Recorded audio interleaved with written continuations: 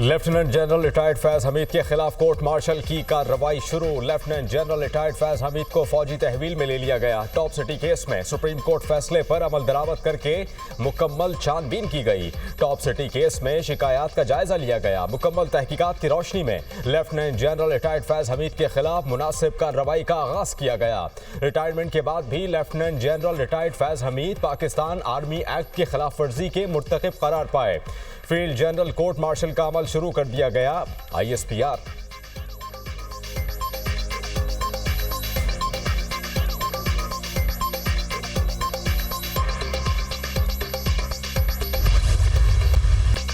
फौज में कड़े एहतसाबी अमल पर DGISPR वाज़ेह पैगाम दे चुके हैं। 7 मई को होने वाली प्रेस कॉन्फ्रेंस में DGISPR ने फौज के खुद एहतसाबी खदोखाल बयान किए। फौज में खुद एहतसाबी एक कड़ा, सख्त, शफाफ और खुदकार अमल है जो हर वक्त जारी रहता है। जितना बड़ा ओहदा उतनी बड़ी जिम्मेदारी। हमें अपने खुद एहतसाबी के निज़ाम पर फख्र है। DGISPR की 7 मई को होने वाली प्रेस कॉन्फ्रेंस।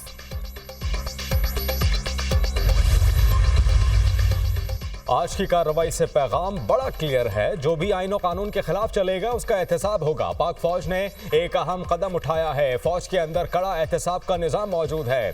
फैज हमीद को तहवील में ले लिया गया, मतलब हमारे तमाम तर खदशात दुरुस्त है। 2018 इलेक्शन से पहले फैज हमीद ने सियासी जमात को प्रमोट किया। फैज हमीद ने आज इसका खमियाजा भुगत लिया। 2018 के मेन किरदार यही थे। लगता है फैज हमीद की मखसूस सियासी जमात के हवाले से चीज सामने आई है। मखसूस सियासी जमात के साथ फैज हमीद का ताल्लुक था। फैज हमीद के खिलाफ करप्शन और सियासी मुदाखलत मौजूद थी। सियासी मुदाखलत नजर आने पर फौज ने दुरुस्त कदम उठाया है।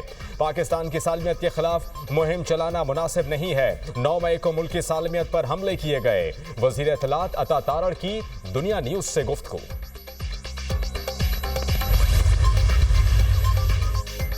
फौज में एहतसाब का अमल बहुत मजबूत है। फैज हमीद को तहवील में लेने से लग रहा है कुछ चीजें साबित हो चुकी हैं। ऐसा नहीं, फैज हमीद को सिर्फ इंक्वायरी के लिए फौजी तहवील में लिया गया। सुप्रीम कोर्ट का हाउसिंग सोसाइटी से मुतालिक हुक्म था। ये इंक्वायरी हाउसिंग सोसाइटी के मामले पर हुई। हमें इस मामले में इसी हद तक ही महदूद रहना चाहिए। इस एक्शन से इदारे पर एतमाद में इजाफा होगा। राना सनाउल्लाह की गुफ्तगू।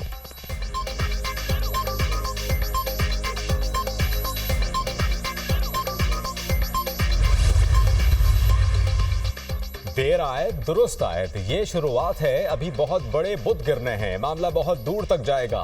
9 मई वालों की पुश्तपनाही करने वालों का भी एहतसाब होगा। फौज ने पैगाम दिया है, मौजूदा क़यादत ईमानदार है।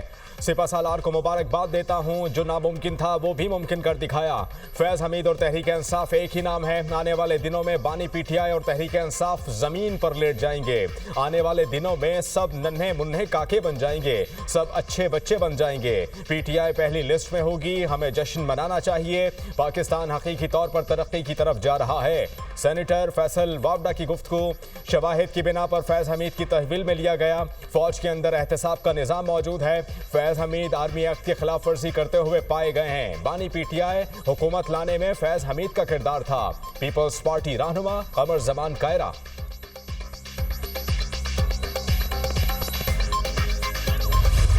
कौमी असम्बली के 3 हलकों में नून लीग के 3 उम्मीदवारों की कामयाबी का इलेक्शन कमीशन का फैसला बरकरार।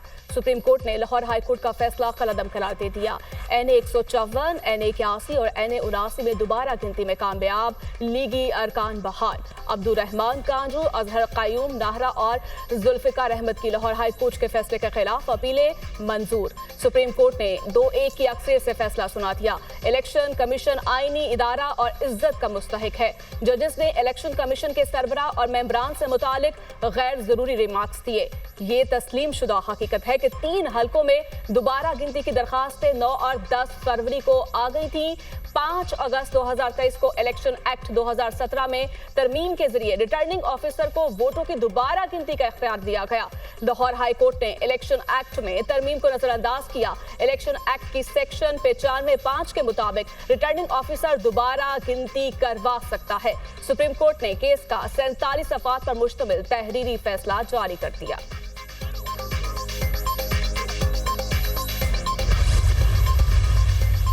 जस्टिस अकील अब्बासी का अक्सरियती फैसले से इख्तिलाफ। हाई कोर्ट के फैसले में मुदाखलत की जरूरत नहीं। लाहौर हाई कोर्ट फैसले के खिलाफ अपीलें खारिज की जाती हैं। इलेक्शन कमीशन ने मुतअद्दिद मुकदमात में इंतखाबी नताइज हतमी होने पर दरखास्तें खारिज की। जस्टिस अकील अब्बासी का फैसले से इख्तिलाफ।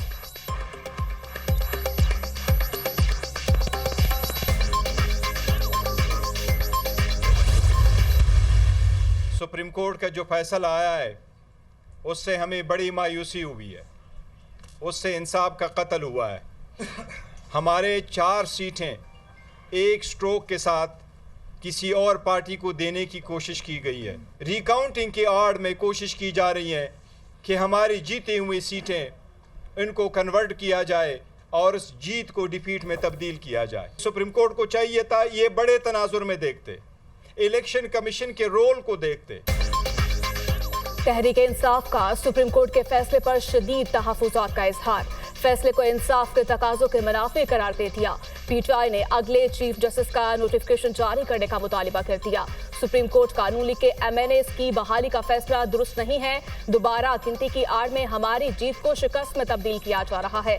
सुप्रीम कोर्ट को चाहिए था इलेक्शन कमीशन के रूल को देखती। एक्सटेंशन की आड़ में ऐसा करने वालों को बांग्लादेश से सबक सीखना चाहिए। एक और बात वाज़ेह कर दे, एक्सटेंशन की अब बिल्कुल गुंजाइश नहीं। इंशाअल्लाह खल्क़े खुदा बोलेगी। तहरीक इंसाफ के खिलाफ साजिशें करने वाले सारे नाकाम होंगे। चेयरमैन पीटीआई बैरिस्टर गोहर की न्यूज कॉन्फ्रेंस। आज का फैसला 8 फरवरी का एक तसलसल है। अवाम फॉर्म 47 वालों को रिजेक्ट कर चुकी है। मसनूई तरीके से मुस्लिम लीग नून की मेजॉरिटी बनाई गई। सेनेटर शिबली फराज।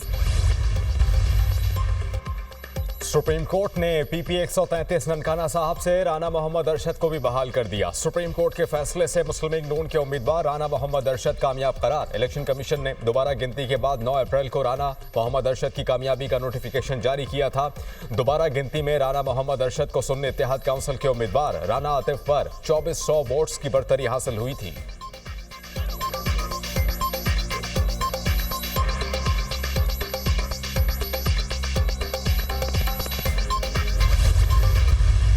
हमें जिस तरह डिवाइड किया गया, फिर हमें कमज़ोर करके और फिर एक मोहल्ले की एक हमारे पड़ोस मुल्क की जंग में झोंक दिया गया। मोदी की इंडिया में माइनॉरिटीज़ को सेफ हेवन नहीं है। बदकिस्मती से हम ब्रोड्स की जंग में पड़ने के नताइज का अंदाजा नहीं लगा सके। माजी में किसी और की जंग का हिस्सा बनने पर रियासत ने बहुत नुकसान उठाया। 1970 के बाद हमें तकसीम किया गया। हमें तकसीम करने के बाद पड़ोस की एक जंग में झोंका गया। सानह मशरकी पाकिस्तान के बाद जो कुछ हुआ इसके आईनी गवाह हैं।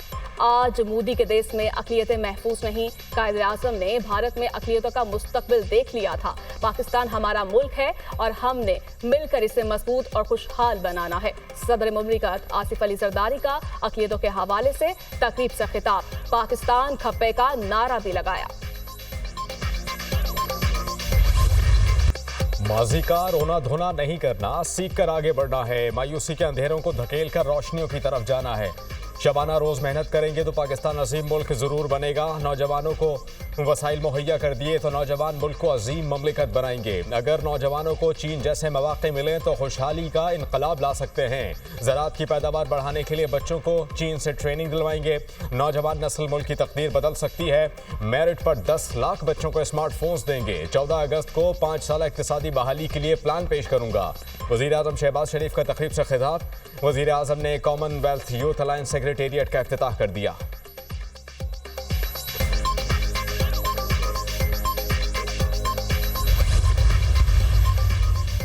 बानी पीटीआई और बुशरा बीबी के खिलाफ 190 मिलियन पाउंड रेफरेंस की समाअत 15 अगस्त तक मुलतवी कर दी गई।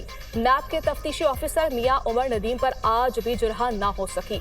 बानी पीटीआई और बुशरा बीबी ने रेफरेंस से मुतालिक दरखास्त अदालत में दायर कर दी। एहतसाब अदालत के फरीकैन के दलाइल सुनने के बाद बानी पीटीआई और बुशरा बीबी की दरखास्त खारिज कर दी। रेफरेंस में कुल 59 गवाहान में से 35 बयान रिकॉर्ड करा चुके।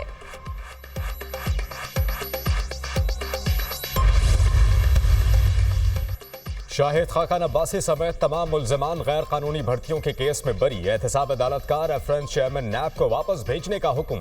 नैब अदालत ने नैब हुकाम की पीएसओ गैर कानूनी भर्तियों का रेफरेंस वापस लेने की दरख्वास्त मंजूर कर ली।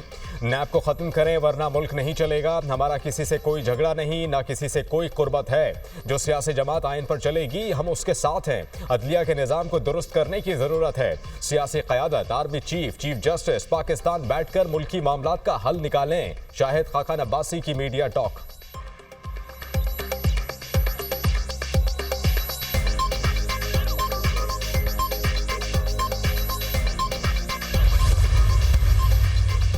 नई हुकूमत के लिए इंटरव्यूज शुरू हो चुके हैं। 20 सितंबर तक टेक्नोक्रेट हुकूमत वजूद में आ सकती है।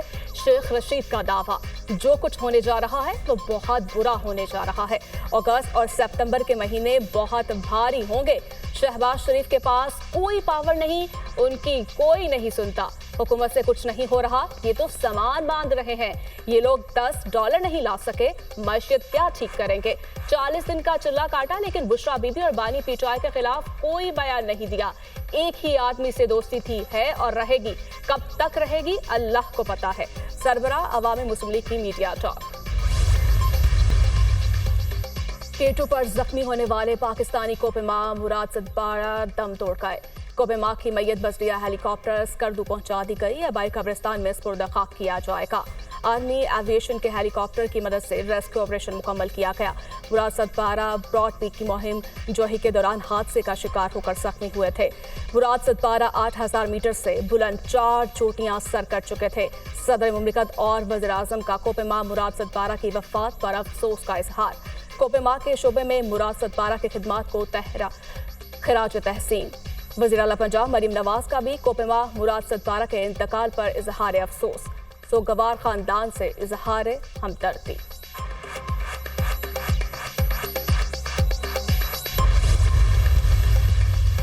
मुल्क भर में मानसून बारिशों की धुआंधार इनिंग। लाहौर, कराची और इस्लामाबाद में बादल बरस पड़े। बहावलपुर, आरिफवाला, उस शरीफ, दुनियापुर, चिश्तिया में भी तेज बारिश। खैबर पख्तूनख्वा के पहाड़ी इलाकों में नदी नालों में तोग़यानी का खदशा। मरी, गिलियात और कश्मीर में लैंड स्लाइडिंग का खतरा। रावलपिंडी, अटक, तलागंग, चकवाल, मियावाली, सियालकोट में बादल बरसने का इम्कान। सिंध के बेशतर अजला में मुतला जुज़वी तौर पर अबालादुल्ला रहेगा। सिंध के साहिली इलाकों में हल्की बारिश की भी पेशगोई।